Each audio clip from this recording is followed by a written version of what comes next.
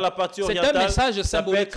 Ça peut être un début de la solution, parce que Kabila, c'est quand même un ancien dirigeant de ces pays. Il a eu à diriger Nanga, ils se connaissent bien. Peut-être qu'il peut aller lui parler de la restauration de la paix. Peut-être qu'il peut aller parler aux rebelles, parce qu'il a eu à discuter avec la M23 plus d'une fois. Il les reconnaît très bien. Peut-être que ça peut être une partie de la solution, ou une adhésion public de Kabila au sein du M23 et la FCC. Donc, il faut ici prendre les prendre à des volets qu'il a au niveau de l'international. Oui, mais en tant que sénateur à vie, en tant qu'ancien chef d'État, rentrer par la partie occupée par les rebelles, ça voudrait dire quoi? Il n'a pas parlé de ça. Vous faites foi. Non, mais la partie orientale, elle est... Qui hallucine, la partie orientale... qui joue un peu, qui est dans ce rôle d'affabulateur. La grande partie orientale est aujourd'hui occupée par les rebelles. Ituri n'est pas occupé. Je me dis, il va rentrer peut-être qu'il par là, mais si je m'attelle à ce qu'a dit Kamitatou, qui est aujourd'hui le porte-parole de Kabila, si jamais il rentrait par Goma, qui est occupé par les rebelles, c'est soit pour un début de la solution, comme il connaît bien Nanga, il connaît bien Bissimo, il connaît bien tous ces gens-là, là, parler du Congo, de l'intérêt général des Congolais, soit ici, c'est une adhésion publique de Kabila au sein de l'AFC ou au sein du M23. Changement de la constitution pour un Congo fédéral, est-ce la solution miracle? Inopportun à ces moments. Je me dis pourquoi l'avoir dit pendant que le Congo est divisé? Pourquoi l'avoir dit pendant que nous ne sommes plus une nation? Un État fédéral, mon cher ami, c'est fait pour des pays où les racines d'une nation sont déjà fortes. Quand vous parlez des États-Unis d'Amérique, c'est une nation. Un seul Américain qui meurt, la preuve est là. Vous avez arrêté 2 Américains ici. On vous les a demandés rapidement. Ils ont été, n'est-ce pas, envoyés aux États-Unis pour qu'ils soient jugés là-bas. Un seul Américain qui meurt même au fin fond. C'est toute une nation qui s'élève. C'est tout un pays, n'est-ce pas, qui revendique. Donc, la notion de la nation, nous n'avions pas encore raciné cette notion-là ici chez nos pays. Ça, c'est jouer les jeux de l'ennemi. Kamitatou, porte-parole de Moïse Katumbi. Un porte-parole, nous savons qu'il ne raconte pas sa vie. Un porte-parole parle au nom, n'est-ce pas, de celui pour qui il doit parler. Donc, tout ce que dit Katumbi, nous devons considérer que c'est Kamitatou. C'est plutôt, tout ce que dit Kamitatou, ici, nous devons considérer que c'est Katumbi qui l'a dit. Il n'y a pas longtemps, Kamitatou nous a rassuré que Kabila devait rentrer par Goma, alors qu'il n'est pas membre de du FCC. Il est porte-parole de Katumbi, mais c'est lui qui nous donne l'itinéraire de Kabila. Alors que Kabila nous dit qu'il va rentrer par la partie orientale. La partie orientale, ce n'est pas Semagoma. C'est Bounia, c'est tout ce qui va avec. Mais pourquoi lui, il précise qu'il rentrera par Goma? Tikala Setko, Ndena Luta, na wax de Maman Moseka, Letoko Maka légende, na 3.5, 4.5, to 5.5 $, signature Yalibela et Tikali, inoubliable, avec le wax de Maman Moseka. Coucou, je suis Tendela, ambassadrice des chaises d'or. Fini les événements avec des chaises qui ne ressemblent à rien. Fini les fêtes ou le deuil avec des chaises qui ne nous honorent pas. Fini les décorations avec des chaises de l'humiliation. Venez vous procurer les plus belles chaises de la capitale à petit prix.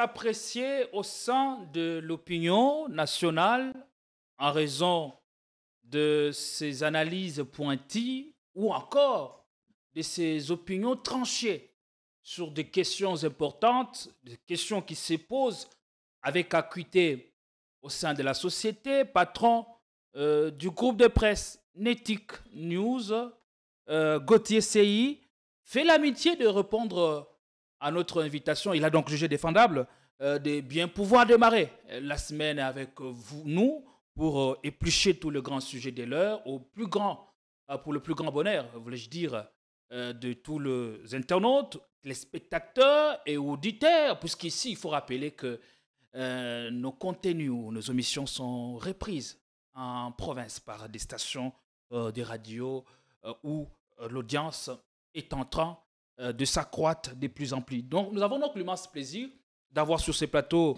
Gauthier Seyi. Il a l'opinion sur I, très pertinent.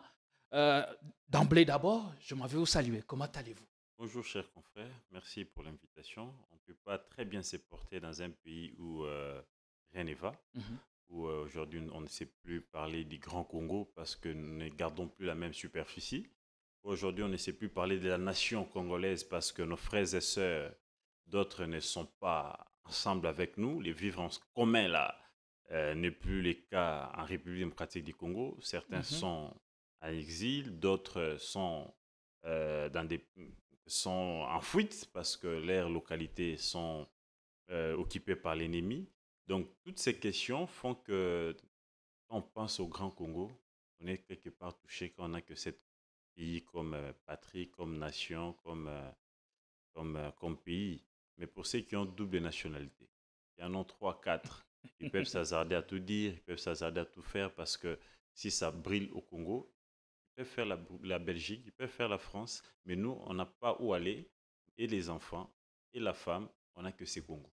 Là, vous faites référence à ceux qui coiffent certains postes au sein des institutions. Il n'y a pas que eux, il y en a qui en ont 3 au sein des institutions, même dans la société. Il y en a qui ont jugé bon, n'est-ce pas, d'opter à une autre nationalité, ce qui n'est pas un péché. Et voilà pourquoi vous constaterez que les avis sont partagés des fois sur des questions essentielles du Congo. D'autres minimisent, d'autres se moquent même de ce qui se passe à l'Est. Et d'autres sont très touchés et on dit non, mais il veut se victimiser, il en fait de trop. Donc cette partenance-là dépend, n'est-ce pas, des origines de tout un chacun. Et pour quelles raisons ils le font? Vous pouvez essayer de comprendre cela, même si vous n'êtes pas concerné par ces cas de figure. Bon, c'est la peur du lendemain, d'abord, ça il faut le dire ainsi, parce que la plupart, quand vous leur posez la question, mais vous partez, après, vous cherchez à revenir gérer les pays. Qu'est-ce qui se passe? Ils disent non, là-bas, c'est d'abord les sociales, d'abord l'éducation des enfants. Et donc, ils mettent leurs enfants à l'abri et leur santé à l'abri. Et nous, on a choisi de vivre dans la typhoïde, avec la malaria. Les pays sous perfusion nationale. Voilà, avec... n'est-ce pas, une justice malade, avec des embouteillages pour arriver ici, il faut faire 3 heures du temps alors que je n'habite qu'à la station Ma Campagne. Et pour vous atteindre ici, non loin de la gare centrale, il faut faire 3 heures du temps. Les embouteillages, les nids de poules presque partout, et les soins médicaux appropriés, on n'en a même pas. L'éducation des enfants bradés, tout ça, ce sont des questions que nous avions jugé bon, n'est-ce pas, de vivre avec et combattre ça en interne pour un Congo meilleur demain. Et très souvent, la réponse à ceci, c'est la mauvaise gestion des autres ou de ceux qui ont géré par le passé ou non votre propre responsabilité quand vous êtes aux affaires. Vous avez parlé de la situation sécuritaire dans l'Est du pays qui plombe notre développement. Et dans ce contexte particulier, comment vous exercez votre métier de journaliste? Oh, un contexte très particulier. On est quelque part muselé dans ces contextes et puis on est intimidé de temps en temps. Il y a la rétention de l'info, il y a autant d'interdictions avec autant de communiqués. C'est ça que de certains organes qui nous dirigent, il ne faut pas dire ceci, c'est là où vous allez faire l'apologie, n'est-ce pas, de la rébellion de M23, il ne faut pas faire ceci, alors que l'info doit se traiter en toute liberté et puis en toute conscience. Donc nous l'exerçons avec beaucoup de difficultés, la preuve, on essaie, n'est-ce pas, ici d'enregistrer des plaintes parce que certains estiment que les revenus de régler des comptes à ceux qui disent la vérité. Certains pensent que c'est le moment de la distraction où ils doivent piller la République, où ils ne doivent pas travailler, ils doivent se mettre à accuser les autres, alors qu'eux aussi, ils ont un devoir de responsabilité ou de redevabilité vis-à-vis de ces peuples. Donc, un contexte très, très complexe et nous exerçons ces métiers avec beaucoup de prudence. Moi-même qui vous parle, pendant cette période, j'ai déjà enregistré 5 plaintes. 5 plaintes? 5 plaintes au niveau de cours et tribunaux. Donc, vous comprendrez avec moi que ce n'est pas facile. On tient avec, mais cela ne nous intimide pas, ne nous fait pas peur. La preuve est que je suis là sur ton plateau pour parler Congo. Et comment vous vous en sortez, puisque nous savons que le dernier démêlé judiciaire, c'est avec le deuxième vice-président du Sénat, Modeste Bat Lukwebo, qui vous avait poursuivi en justice pour diffamation. Il me semble que vous avez avancé des choses sans les vérifier. Et qu'en est-il à ce jour? Que pouvons-nous retenir de cet Malheureusement, épisode? malheureusement, c'est encore une infraction retenue ici au Congo, la diffamation. Tout ce qu'on dit, c'est la diffamation. Quand quelqu'un est lésé, c'est la diffamation. Vous avez diffamé quelqu'un. Mais sur d'autres cieux, dans des pays sérieux, ils ont élagué cette infraction-là pour permettre aux journalistes, n'est-ce pas, de se sentir à l'aise d'informer et d'informer. Mais malheureusement, ici, la plupart des pays africains où les dictats africains nous retiennent encore, on est encore dans ça, la diffamation. Même quand tu dis la vérité sur la personne, quand la personne est lésée et qu'elle saisit la justice, tu l'as diffamée. Mais bon, on fait avec. L'affaire est en justice. Je me réserve de tout commentaire. L'instruction, je vais déjà commencer. Je pense que nous allons faire preuve, n'est-ce pas, de beaucoup de maturité, mais aussi de beaucoup de professionnalisme pour essayer de défendre ce qui est le nôtre. C'est une carrière qui est en jeu, mais aussi une profession qui est à sauver. N'y a-t-il pas de possibilité de réparer cela ou de trouver un terrain d'entente entre le parti au lieu de soumettre la question à Bon, la justice? Gauthier n'est pas plaignant. J'ai testé en justice, moi. Mhm. Je suis accusé. Et donc, cette question-là, elle est la bienvenue chez celui qui s'est plaint au niveau de la justice. Mais moi, j'estime que on le fait avec objectivité, ce travail, avec beaucoup de conscience et beaucoup de, de, de véracité. Je ne me vois pas un seul matin me réveiller, pondre des mensonges sur qui que ce soit. Ce sont Mhm. des choses qu'on fait avec beaucoup de Vous responsabilité. prenez tout votre temps de bien vous Les documenter. temps de bien se documenter, de confronter les sources. Voilà pourquoi c'est vrai. Il faut ici reconnaître que souvent, la plupart des dirigeants, ils nous ferment un peu la porte quand il faut confronter les informations. Et quand le journaliste fait sa propre religion C'est sur la une difficulté à info, laquelle la nous plupart des sommes journalistes sont confrontés, confrontés. exactement. Mhm. Et quand le journaliste fait sa propre religion sur un fait qui est établi, alors il est obligé de donner l'information. Et la loi voudrait que quand vous vous sentez lésé, que vous avez une autre info ou une info contraire à celle Mhm. diffusée par les gens, apporter un démenti. Et quand vous voyez quelqu'un qui n'est pas en mesure d'apporter un démenti, mais il préfère vous intimider au niveau de la justice, sachant que la justice elle-même, elle est malade, comme l'a toujours dit le chef de l'État. Nous savions comment ça se passe ici. Ceux qui ont les biceps, ce sont ceux qui ont toujours la victoire de leur côté. Mais nous, on ne va pas se laisser faire, on ne va pas se laisser aussi intimider. La prison, c'est un lieu de baptême pour un politique, mais aussi pour un journaliste. Aussi longtemps qu'on est dans la vérité, Jésus lui-même, il a été arrêté, crucifié, alors que c'était les sauveurs. Et le moment venu, je pense qu'il y aura une génération qui comprendra et qui emboîtera les pas de ces combats. Est-ce qu'il ne veut pas vous lâcher? C'est pas parce qu'il a estimé que ça n'est de trop et que même un droit de réponse ne saurait réparer euh, cette prompation de l'information parce que l'information a été consommée au sein de l'opinion. Malheureusement, quand on fait de la politique, on appelle ça une vie publique. Il faudrait s'assumer et il faut apprendre à encaisser. Aussi longtemps qu'on assumera les fonctions de l'État, on va gérer les fonds publics, n'est-ce pas? Ces fonds-là, ce sont les fonds des contribuables congolais, notamment mes grands-parents, moi-même, mes parents, mes frères et sœurs, mes amis. Donc c'est notre argent. Et quand on les gère, on ne cessera jamais de fouiner, n'est-ce pas, dans votre gestion pour dire aux Quinois, aux Congolais en général, qu'est-ce qui s'est fait réellement dans tel ou autre secteur. Donc, on sera toujours là pour les dire. À part Modeste Bahati, il y a un autre dignitaire, Jean-Pierre Bemba, qui est à vos trousses. Qu'est-ce qui se passe encore avec lui? Toujours de plaintes contre Gortesei. Est-ce que vous prenez le temps de mesurer ce que vous dites ou ce que vos collaborateurs informent par votre média?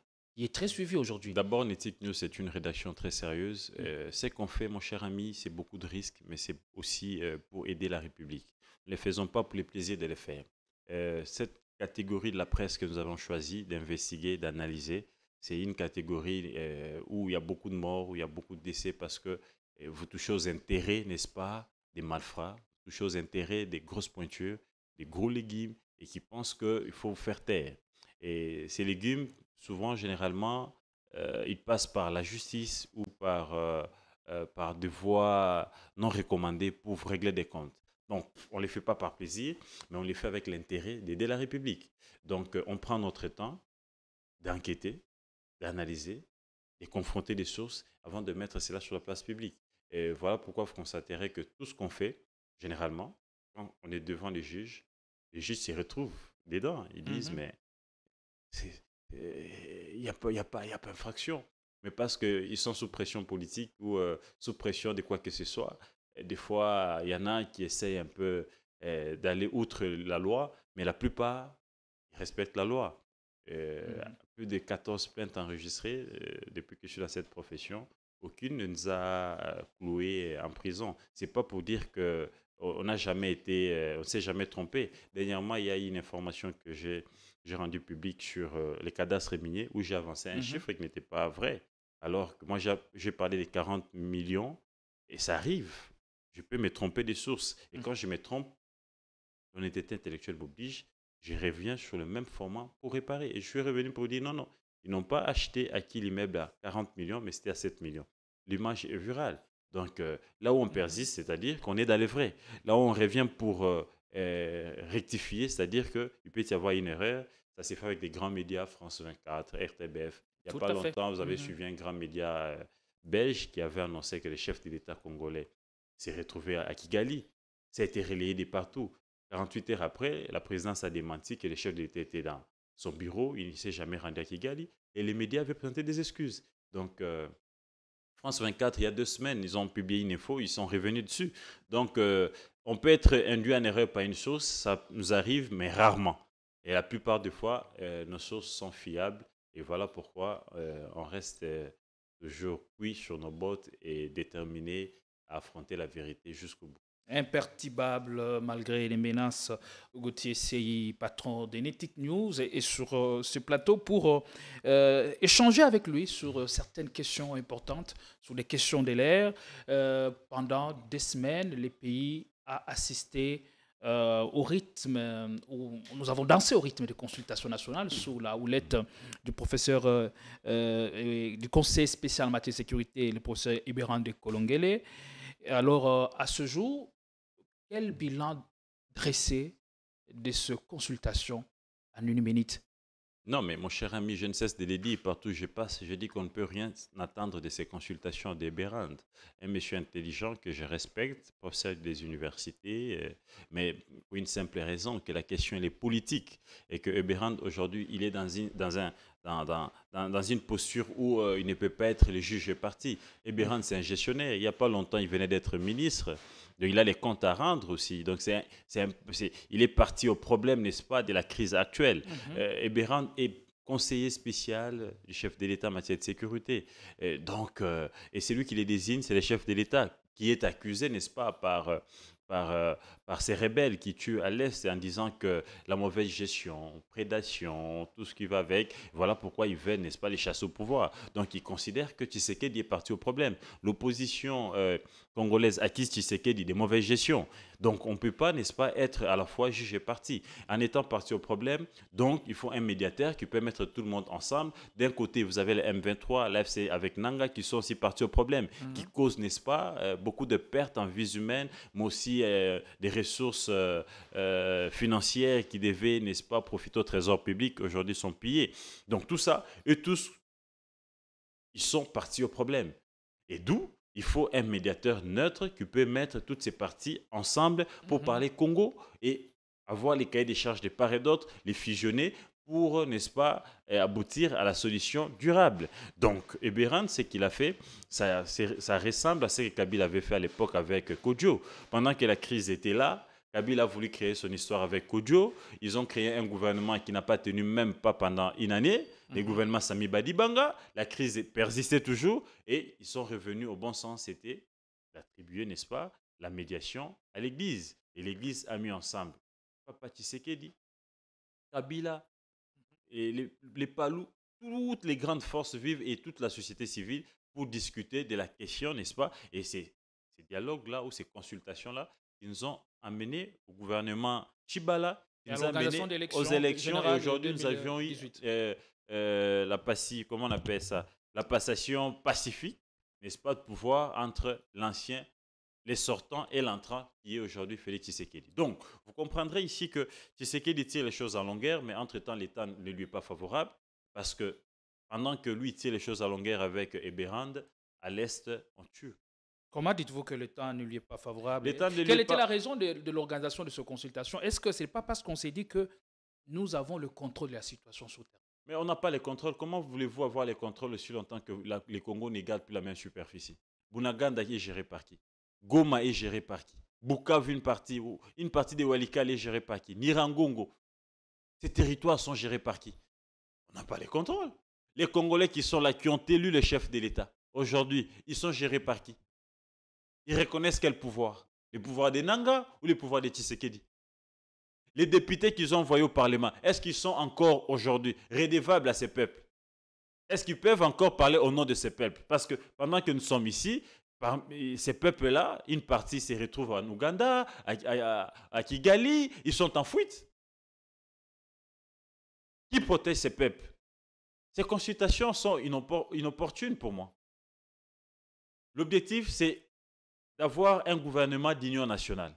Un gouvernement d'union nationale qui est ici zappé par les ténors, les grands ténors, n'est-ce pas, de la classe politique congolaise. Même si on a changé de narratif pour parler du gouvernement d'ouverture.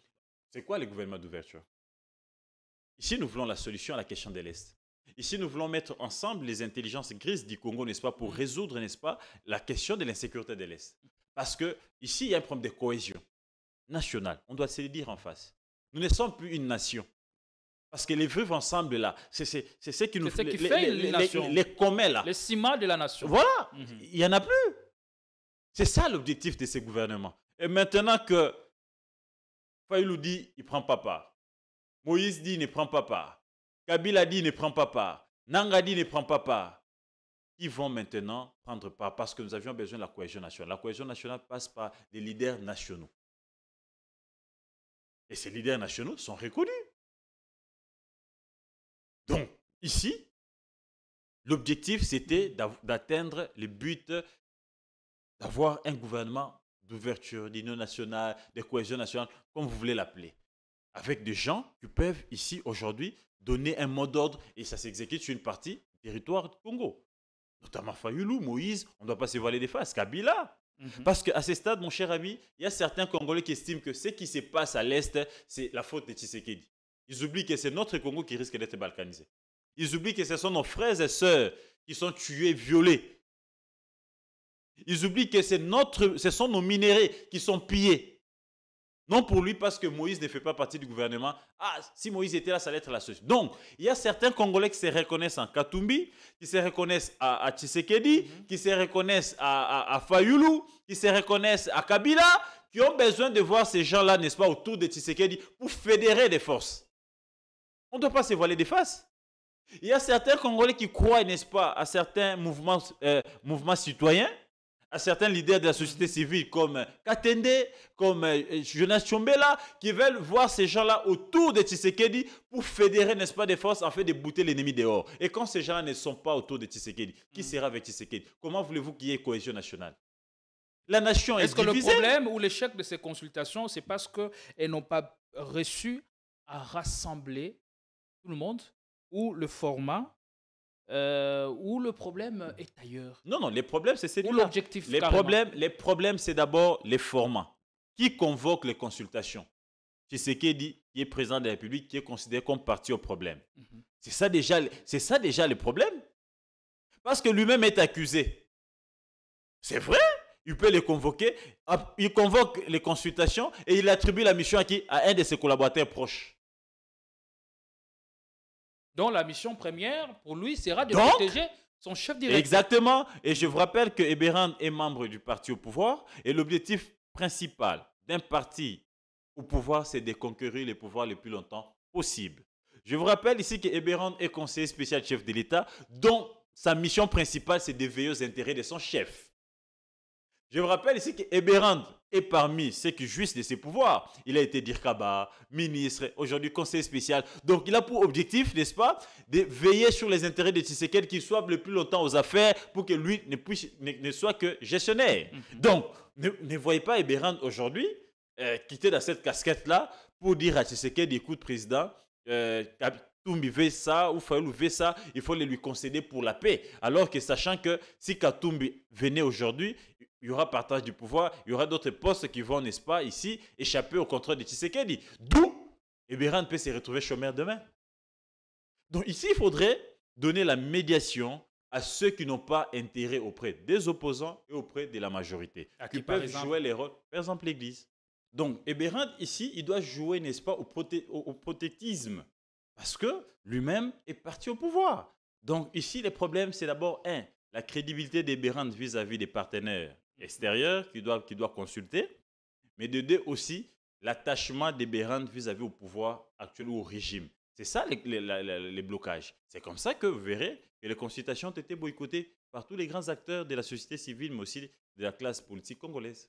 La qualité de personnes consultées, parlons-en. On a vu même des chefs d'institutions être reçus par le conseiller spécial en matière de sécurité du chef de l'État, le professeur Ibérand Kolongele. Mais il y a un homme fort qui sauve le régime et dont les réalisations sont éloquentes. On parle de l'inspecteur général, en chef de l'IGF, Gilles Alinguet. Lui n'a-t-il pas été reçu? Qu'est-ce qui s'est passé? Quelle était la qualité ou la condition pour recevoir tout ce monde qui a défilé chez le conseiller spécial du chef de l'État? Mais déjà, il faudrait dire que l'Union sacrée a consulté l'Union sacrée. Or, c'est l'Union sacrée qui est aux affaires. C'est l'Union sacrée qui est à la base, n'est-ce pas, de l'insécurité qui est à l'Est. Ils n'ont pas pu, n'est-ce pas, protéger les Congolais de l'Est et leurs biens, alors qu'ils ont reçu mandat, n'est-ce pas, de les protéger. L'Union sacrée qui est aux affaires aujourd'hui n'a pas pu garder l'intégrité territoriale de notre pays. Donc, c'est eux le problème. Ils sont caractérisés par une gestion calamiteuse. Ils ont failli. Un échec patent. Exactement, ils sont aux affaires. Mais ceux qui ont quand même reçu dans leur domaine, pourquoi n'ont-ils pas été consultés? Ce sont eux qui gèrent. Donc, ici, je n'ai pas dit d'une manière générale. Donc, consulter les présidents d'institutions, les ministres qui sont aux affaires déjà, qui ont failli, je me dis, c'est tourner autour, n'est-ce pas, de la peau. Ce n'est pas, le problème ici, c'était de consulter ceux qui ne gèrent pas, qui voient de loin, qui peuvent vous dire qu'est-ce qui a fait que Bouganagana tombe, qu'est-ce qui a fait que Goma tombe, qui peuvent donner une certaine lumière pour éclairer l'Union sacrée et voir dans quel point on peut associer, n'est-ce pas, leur cahier des charges à celui du chef de l'État pour muscler, n'est-ce pas, le projet gouvernemental du gouvernement d'union nationale afin d'éradiquer l'ennemi. Donc, consulter l'Union sacrée, consulte l'Union sacrée pour le même problème. Parce qu'ils sont aux affaires, ils se retrouvent au Conseil des ministres, ils se retrouvent dans des commissions, donc ils savent c'est quoi le problème du Congo. Ils ne devaient pas encore perdre le temps, n'est-ce pas, à s'appeler, à se consulter et à gaspiller l'argent de l'État. Ici, il fallait consulter ceux qui ne prennent pas part au Conseil des ministres, ceux qui ne prennent pas part dans des commissions, qui sont, n'est-ce pas, dans l'opposition ou dans la société civile, qui voient les choses autrement que l'Union sacrée. Mais malheureusement, l'Union sacrée s'est plus consultée au lieu de consulter l'extérieur. Donc, c'est déjà un échec patent de ces consultations parce qu'on aura encore un gouvernement toujours d'Union sacrée au lieu d'avoir un gouvernement d'Union nationale.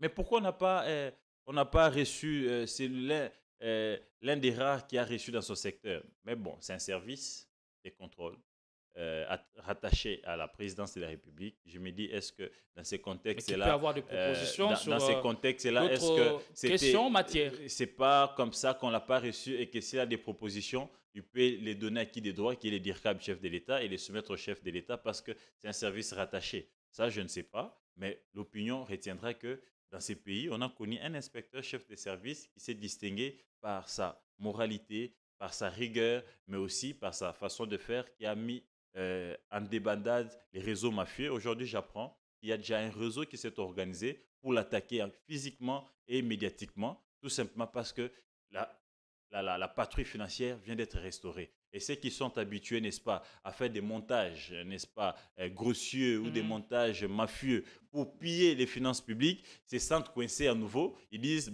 il faut créer un autre dossier. Et vous verrez qu'à chaque étape ou à chaque moment que l'IGF intensifie les contrôles, il y a toujours des attaques personnelles contre la personne chef des services Gilles Alinguet. Quelqu'un me disait ce matin, donc, il est quelque peu émoussé parce que le travail qu'il fait, le rapport qu'il soumet à l'autorité judiciaire, il n'y a jamais toujours de suite favorable. Quant à les personnes inculpées ne sont jamais arrêtées. Ceux qui les disent ne comprennent pas comment l'État fonctionne. ici, nous sommes ici dans la séparation de pouvoir. Et donc, il se limite à son travail de contrôler et d'envoyer les conclusions à qui des droits, qui est la justice. Et la justice, elle est indépendante, il y a séparation de pouvoir. Elle peut aussi initier ses enquêtes et déboucher, n'est-ce pas, une autre résolution où les enquêtes peuvent prendre autant de temps. Mais ici, à ces stades, ce qu'il y a à dire est que l'IGF a bougé les lignes. Ce qu'il y a à dire ici est que merci Jules Alinguetti, avec ta vigilance, ta moralité et ta façon de faire, les choses ont changé. Aujourd'hui, les mandataires publics réfléchissent 2 fois avant de mettre la main, n'est-ce pas, dans les trésors publics. Aujourd'hui, on n'entend plus parler des détournements en termes des millions. Dans ces pays, mon cher ami, on parlait de 10 millions, 15 millions, 3 millions détournés par les individus. Mais aujourd'hui, c'est vrai, je ne dirais pas que les détournements et la corruption aient éradiqués totalement, mais ça a quand même diminué à terme d'échelle. Donc, bref, les attaques contre la personne de Gilles Alinguet, je pense qu'il est préparé, je pense qu'il est habitué à ça, et les avertis comprendront qu'à chaque fois qu'il intensifie les contrôles, qu'il est visé par les réseaux mafieux, et c'est tout à fait normal. Partout au monde, les contrôleurs sont toujours dans les viseurs des mafieux. Donc, courage à lui, coup de chapeau à son travail, et merci au chef de l'État qui a pensé à sa sécurité. C'est le seul qui n'est pas membre de la famille présidentielle, qui est protégé par la garde républicaine. Donc, le chef de l'État sait ou est conscient, n'est-ce pas, de la gravité, n'est-ce pas, ou des risques que Gilles Alinguetti et sa famille sont en train de courir en éradiquant ou en combattant les mafieux qui, depuis une décennie ou plus de 2-3 décennies, sont habitués de vivre au mamelles, n'est-ce pas, du trésor public. Allez, merci beaucoup. Nous allons essayer d'évoluer en prenant la question du processus de paix pour parler entre le gouvernement congolais et la délégation du M23. Et aussi la grande question qui divise l'opinion depuis le week-end dernier, la question sur le fédéralisme. Est-ce qu'il faut changer la constitution pour un Congo fédéral? Est-ce la solution miracle? Mais avant d'aborder ces sujets, nous allons d'abord prendre, avec le concours de la réalisation, ce vidéo. Puis nous revenons sur ce plateau pour demander ce qu'en pense l'invité. Je me réfère à l'interview de Monseigneur Fulgence Muteba aux États-Unis chez mon ami Stani Boujakera. Vous sortez de chez Paul Kagame avec des enveloppes parce que selon Monseigneur Fulgence Muteba, vous êtes soutenu dans ce que vous faites. Vous avez reçu du soutien du Rwanda.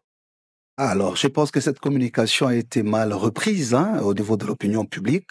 Monseigneur Fulgence était simplement en train d'exprimer ce qu'on appellerait le protocole d'État.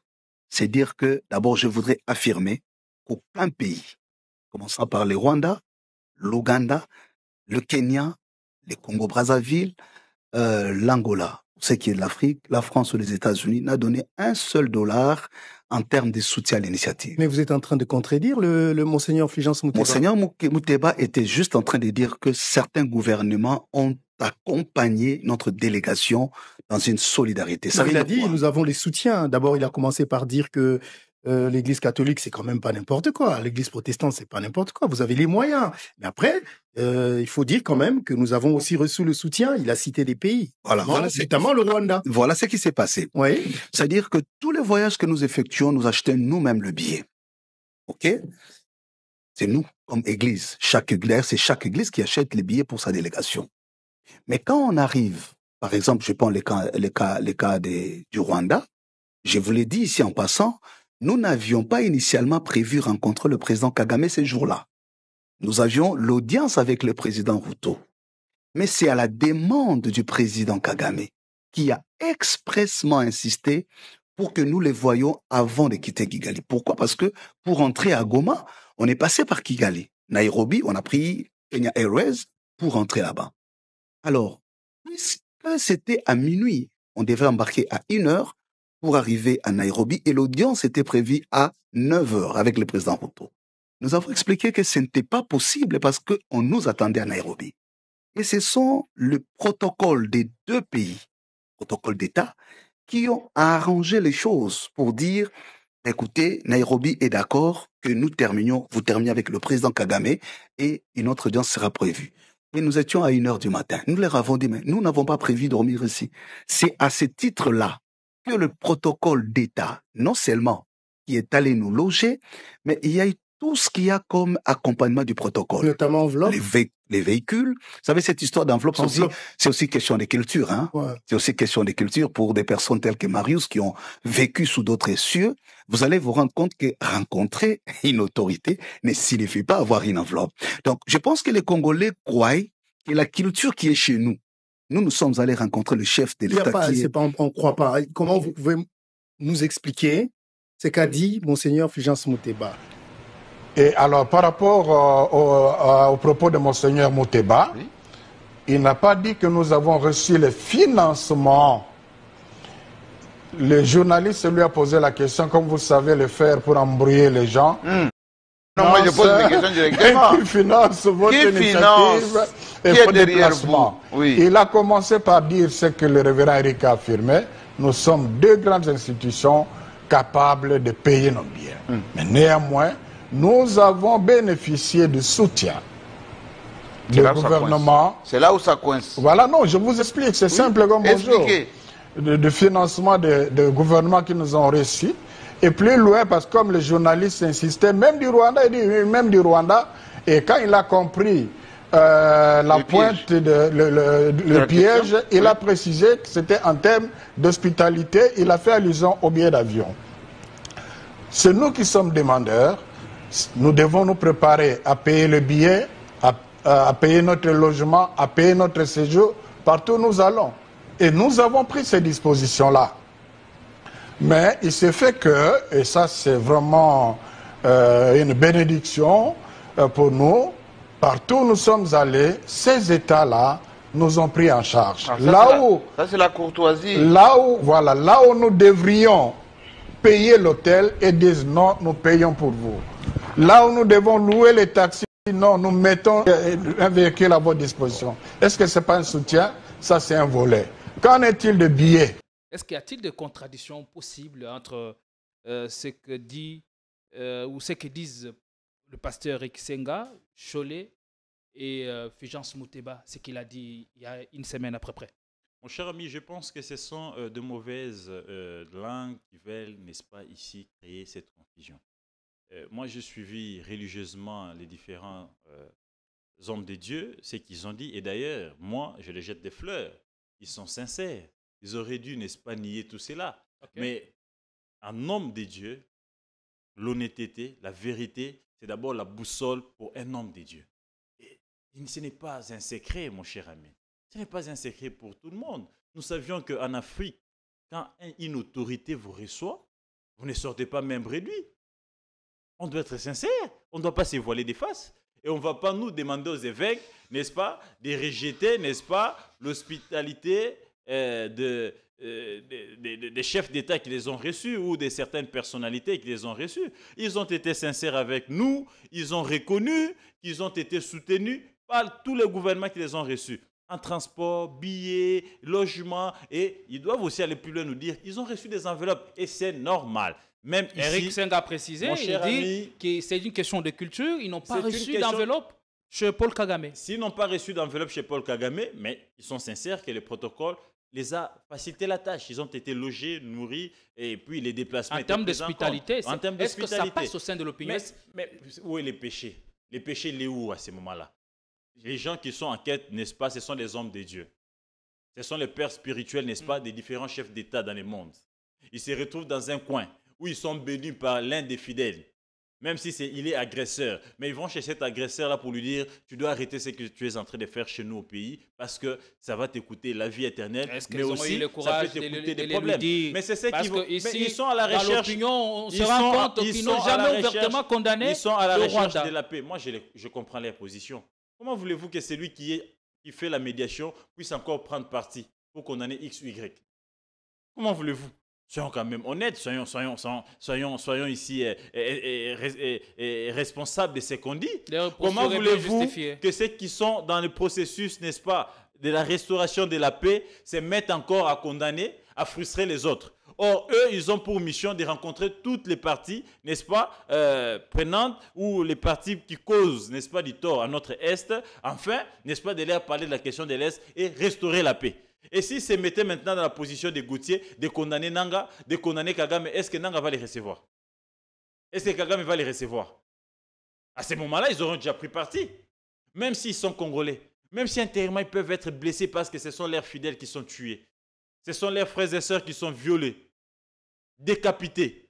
Mais en médiateur, ils ne peuvent que faire semblant de faire sourire tout le monde afin de passer les messages. Les messages, c'est d'appeler tout le monde à la paix, de faire revenir tout le monde à la raison. Donc, enveloppe ou pas, ici, attellons-nous au travail qui est en train d'être fait, un travail de fond.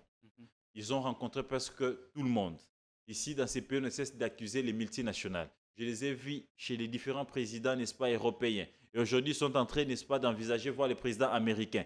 Parce que ce sont leurs multinationales qui nous attaquent.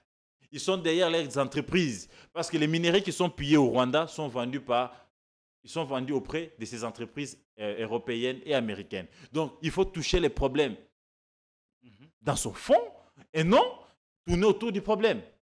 Il faut dire à Macron qu'il faut arrêter, n'est-ce pas, d'acheter les minéraux au Rwanda. Venez acheter chez nous. Il faut dire comment il s'appelle, à Trump, qu'il faut demander à Apple, demander à vos entreprises qui s'approvisionnent au Rwanda de directement négocier avec les Congo. Moi, je pense que c'est un travail de couloir qu'ils sont en train de faire. Prise en charge ou pas, quand ils voient Tshisekedi leur donne l'argent. Quand l'église des réveils, ils ont vu Tshisekedi, ils ont eu les transports. La plupart des politiques, la plupart des gens, le soutien du gouvernement congolais. Si cette fois-ci, ils n'ont pas reçu le soutien, mais l'autre fois, je pense qu'ils ont eu le soutien de l'église du gouvernement congolais. Et il n'y a pas longtemps, j'ai vu l'église catholique aller, je ne sais pas moi, construire quelque chose de Bakanza comme ça. Ils ont eu l'argent du gouvernement congolais, des millions de dollars. Des millions de dollars. Donc, pour chiter, selon Gauthier Sey, c'est un faux débat. Le débat de fond, est-ce que ici les évêques ont trahi? Est-ce que ici les évêques sont allés ici brader les intérêts du Congo, des Congolais auprès des Kagame? Ou ils sont allés porter la question, les inquiétudes des Congolais auprès des Kagame? C'est ça la vraie question. Attellons-nous, n'est-ce pas, aux thématiques évoquées par les évêques. Alors, revenons au droit chemin. Le processus ici, c'est la restauration de la paix. C'est ces pactes sociaux. Les pactes sociaux voudraient dire que la nation congolaise devienne une et indivisible. Les pactes sociaux voudraient dire ici que les superficies ou la superficie congolaise reviennent intactes. Est-ce qu'ils sont sur ces schémas ou ils ont déjà quitté ces schémas? S'ils ne sont plus sur ces schémas, nous tous on va, n'est-ce pas, s'acharner sur ces évêques. Mais enveloppe, prise en charge, c'est tout à fait normal, c'est la culture bantou. Nous sommes bantous. Quand vous recevez vos pères spirituels, il faut tout le temps les bénir pour qu'ils vous laissent aussi la bénédiction. Même la Bible le dit. Quand vous recevez les hommes de Dieu dans votre maison, bénissez-les. Qui, selon vous, essaierait d'alimenter cette polémique? Selon moi, ce sont des détracteurs. Ce sont ceux qui tirent des ficelles de cette guerre, ceux qui se retrouvent, n'est-ce pas, dans la vente des minéraux, et ceux qui veulent que la guerre persiste pour qu'eux puissent gagner leur vie, parce qu'il y en a en politique et dans la société civile. Et pour troubler, n'est-ce pas, l'ordre public, il faut accuser ceux qui sont à la recherche de la paix et les traiter, n'est-ce pas, des vendus. Allez, très bien, merci. Nous allons aller tout droit vers la conclusion de l'émission. Beaucoup de choses à dire avec Gauthier Sey. On prend la question sur le fédéralisme, ça divise au sein de l'opinion. Depuis quelques heures, nous assistons à une levée des boucliers. Les uns s'opposent aux autres. Les tenants de cette thèse se sont vite retrouvés sous le feu de la rampe. Je parle d'Olivier Kamitato qui a lancé les débats. Qu'en pensez-vous? Changement de la Constitution pour un Congo fédéral, est-ce la solution miracle? Inopportun à ces moments. Je me dis pourquoi l'avoir dit pendant que le Congo est divisé? Pourquoi l'avoir dit pendant que nous ne sommes plus une nation? Un État fédéral, mon cher ami, c'est fait pour des pays où les racines d'une nation sont déjà fortes. Quand vous parlez des États-Unis d'Amérique, c'est une nation. Un seul Américain qui meurt, la preuve est là. Vous avez arrêté 2 Américains ici. On vous les a demandés rapidement. Ils ont été, n'est-ce pas, envoyés aux États-Unis pour qu'ils soient jugés là-bas. Un seul Américain qui meurt même au fin fond. C'est toute une nation qui s'élève. C'est tout un pays, n'est-ce pas, qui revendique. Donc, la notion de la nation, nous n'avions pas encore raciné cette notion-là ici chez nos pays. La nation est encore fragile. Venir encore parler du fédéralisme, c'est jouer les jeux de l'ennemi. Ce côté séparatisme-là, ça ne passe pas.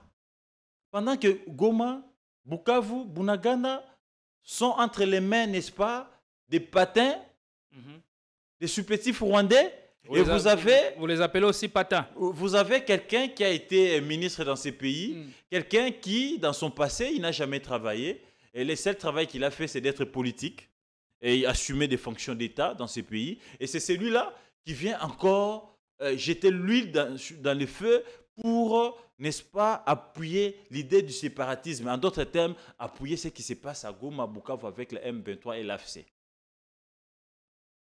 L'union des États fédéraux, ce qui est bon pour certaines nations, parce qu'ils sont déjà enracinés, ils savent développer d'autres pays, mais nous, on a encore un long chemin à faire pour qu'on soit appelé nation. Les Congolais Khmer, ça chante les autres.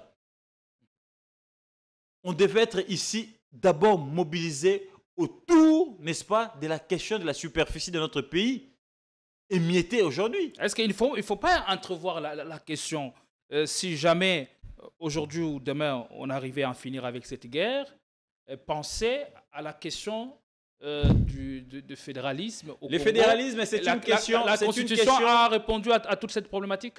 Déjà, la Constitution est verrouillée. À ce genre de questions, la Constitution est verrouillée. On ne peut pas parler des questions de fédéralisme avec la Constitution actuelle.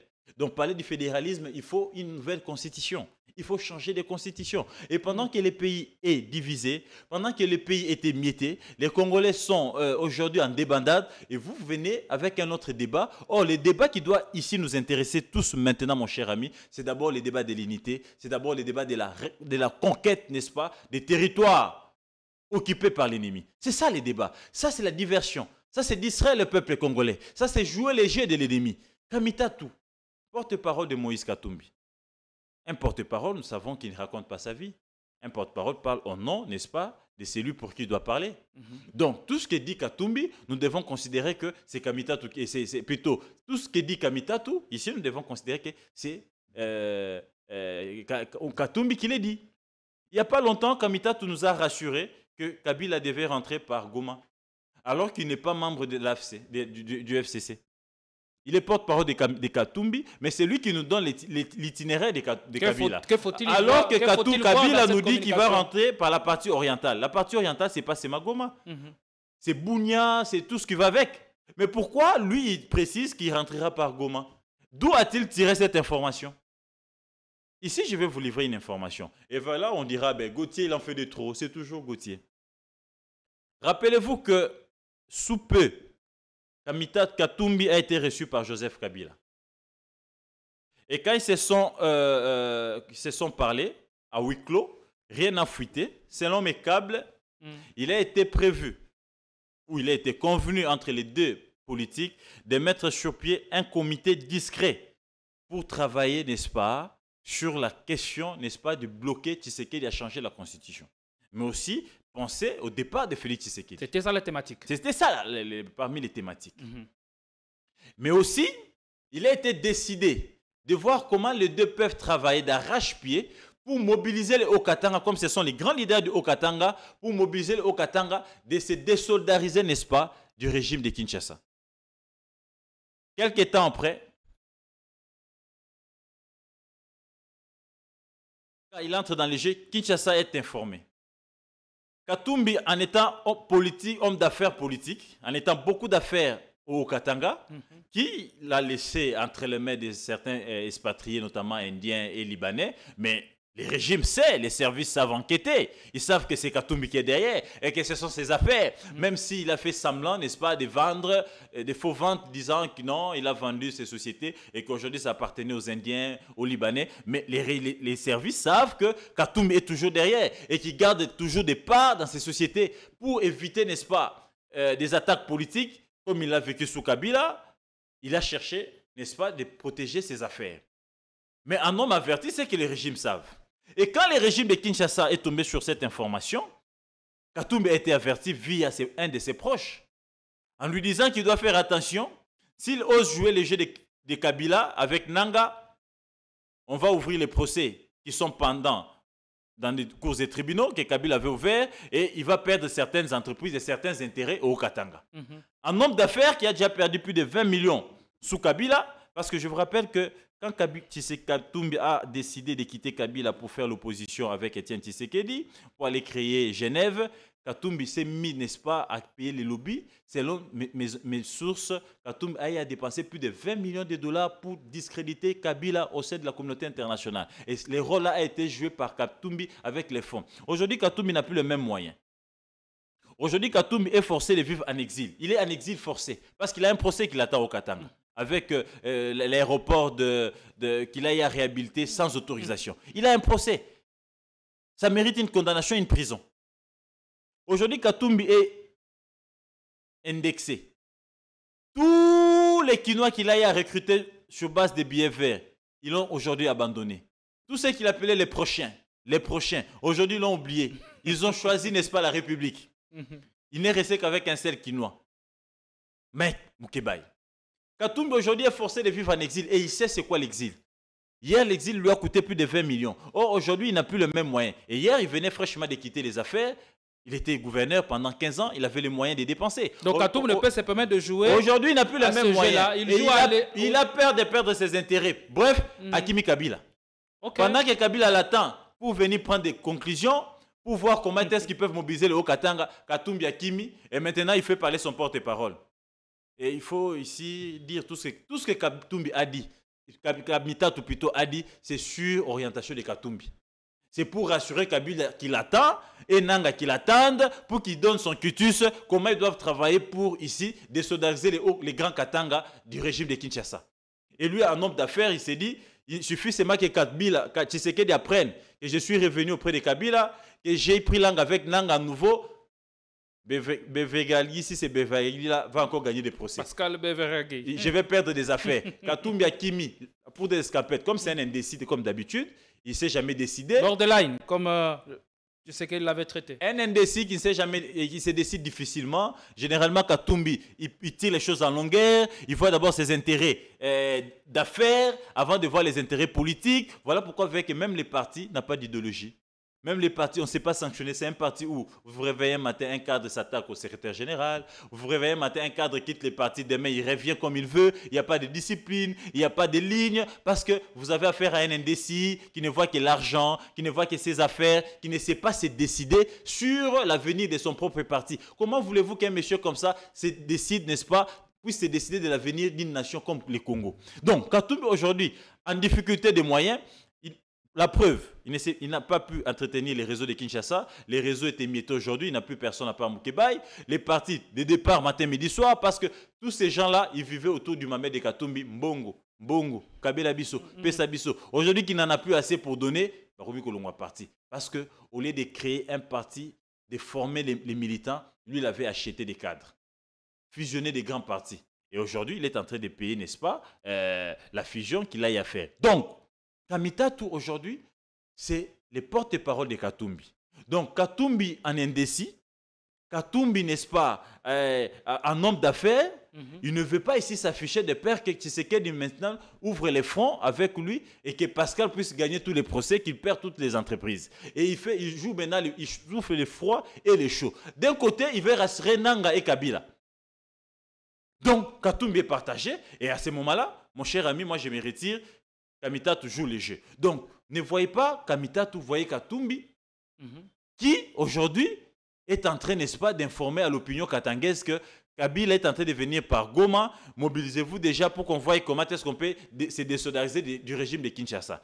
Quand il dit l'État fédéralisme, il est en train de dire si jamais ils arrivaient d'affaiblir Kinshasa, il faut ici, n'est-ce pas, s'accaparer du Haut-Katanga et faire du Haut-Katanga un État fédéral pour qu'ils aient une propre constitution afin d'asphyxier Kinshasa. C'est ça le message que Katumbi veut lancer à Kinshasa. Est-ce que tout ceci ne donne pas raison à ceux qui estiment que Katumbi et Kabila sont dans un même logés à la même enseigne?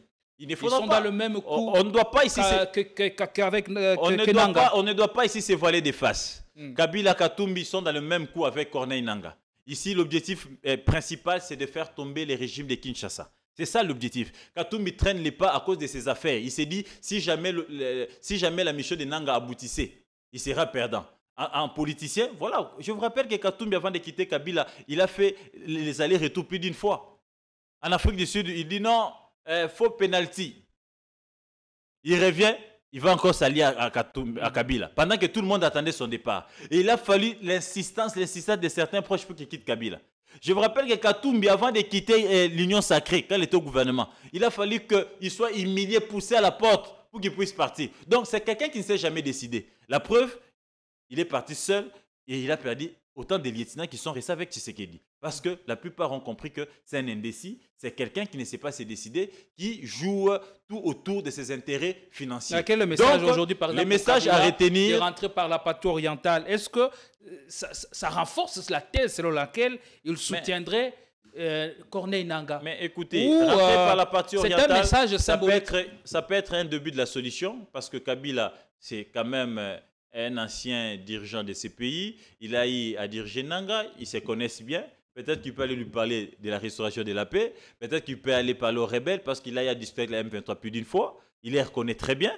Peut-être ça peut être une partie de la solution ou une adhésion publique de Kabila au sein du M23 et l'AFC. Donc, il faut ici prendre les prendre à des volets qu'il a au niveau de l'international. Oui, mais attends, en tant que sénateur à vie, en tant qu'ancien chef d'État, rentrer par la partie occupée par les rebelles. Ça voudrait dire quoi? Il n'a pas parlé de ça.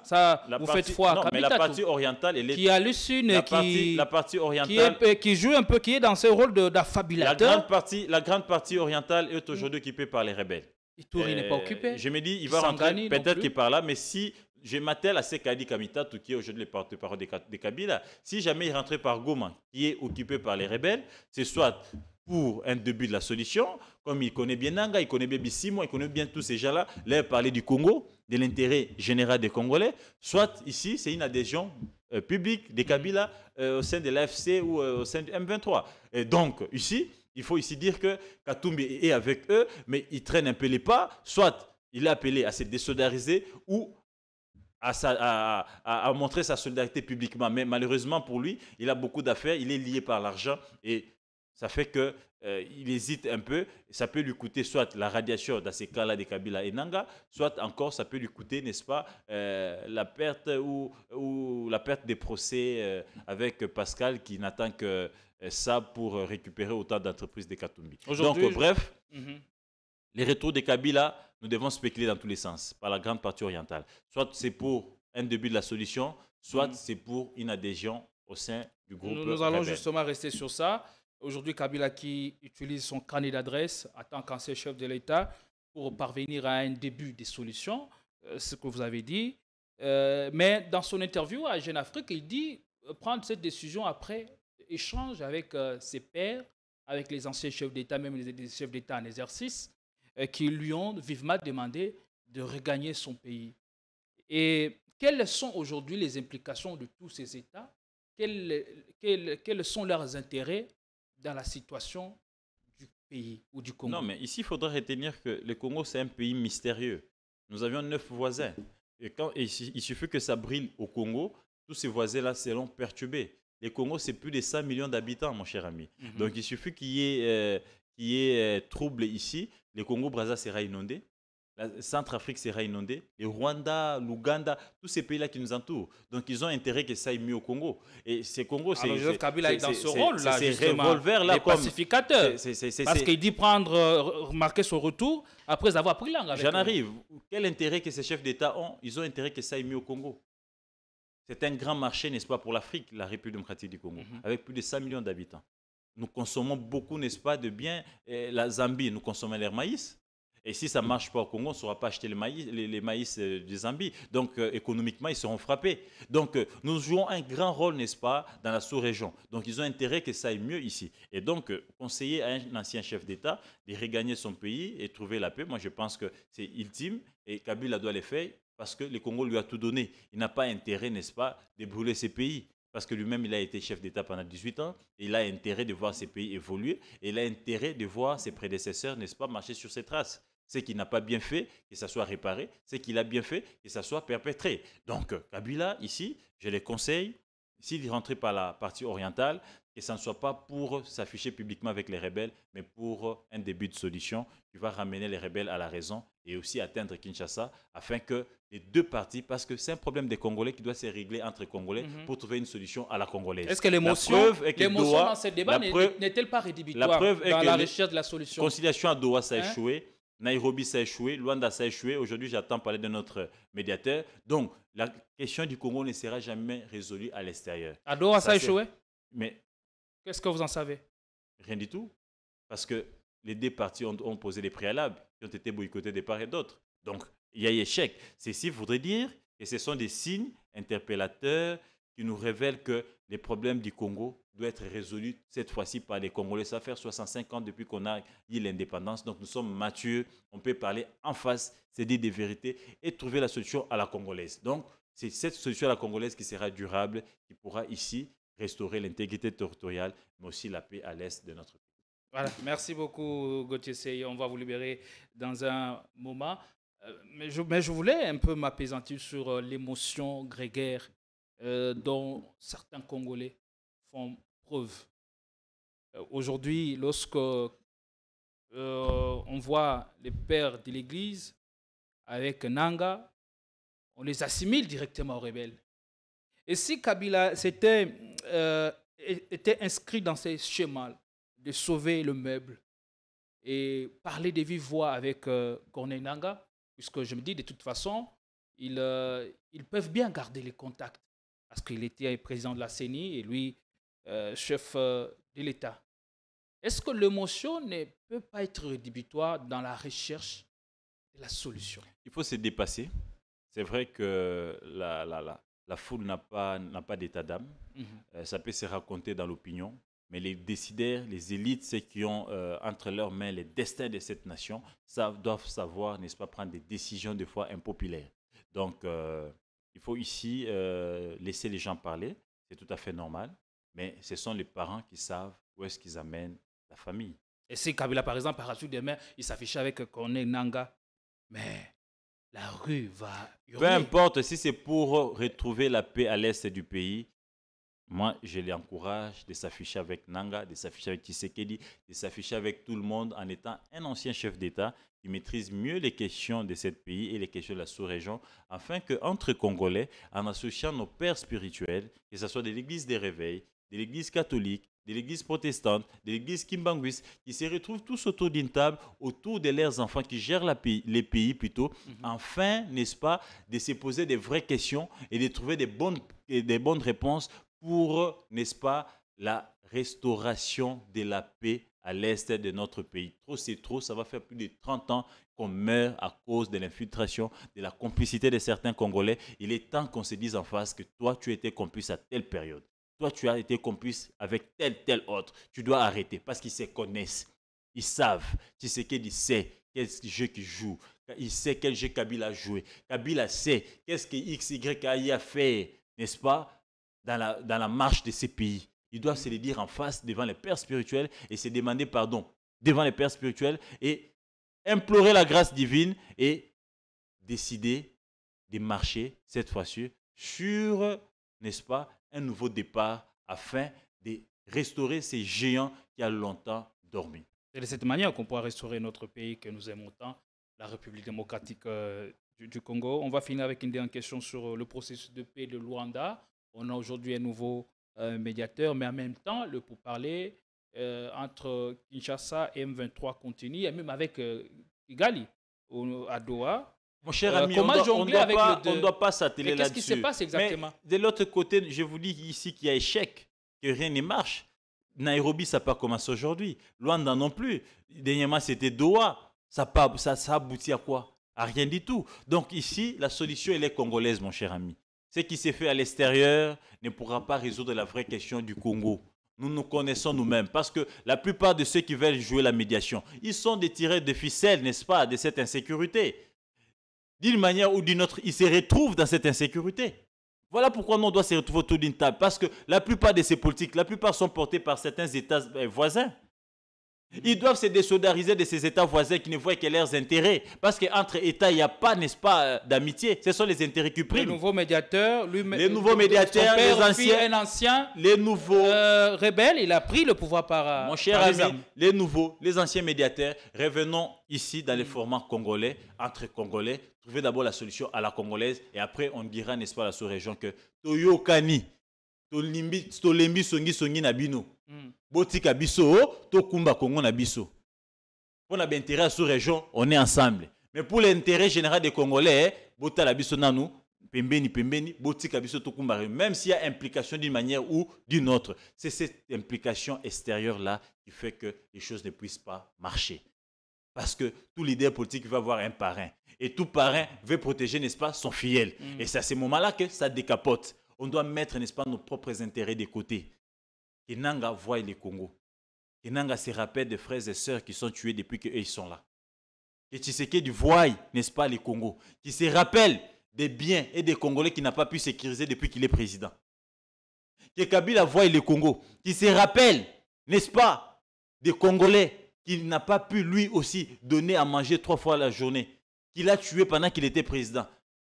Et il peut se rattraper aujourd'hui pendant qu'il est sénateur à vie. Donc tout ça, ce sont des intérêts, n'est-ce pas, des Congolais qui peuvent nous faire réfléchir autour d'une table en se disant des vérités en face, en présence des pères spirituels qui ont aussi autrefois failli à leur mission parce que certains étaient devenus fanatiques de leurs enfants spirituels, parce qu'il est ministre, parce qu'il est président, et que cette fois-ci, qu'ils se regardent en face, qui disent que même si tu es mon enfant spirituel, je dois te prêcher la vérité et la bonne gestion. Et à ce moment-là, on pourra tous se pardonner mutuellement et partir sur un nouveau départ et le Congo va décoller. Allez, très bien. Sur Politicon, Gauthier Sey, patron du groupe de presse Netic News, c'était un honneur de vous avoir ce matin sur nos antennes. Nous pensons peut-être vous retrouver prochainement avec votre agenda quelque peu compliqué. Merci de l'honneur que vous nous faites. Merci à tous et à tous de nous avoir regardés. De cette situation, de cette guerre, nous pouvons nous relever très grand, pourvu que nous sachions dans quelle direction nous voulons aller, quel avenir nous voulons léguer à nos enfants. Bonsoir chez vous et à tout à l'heure.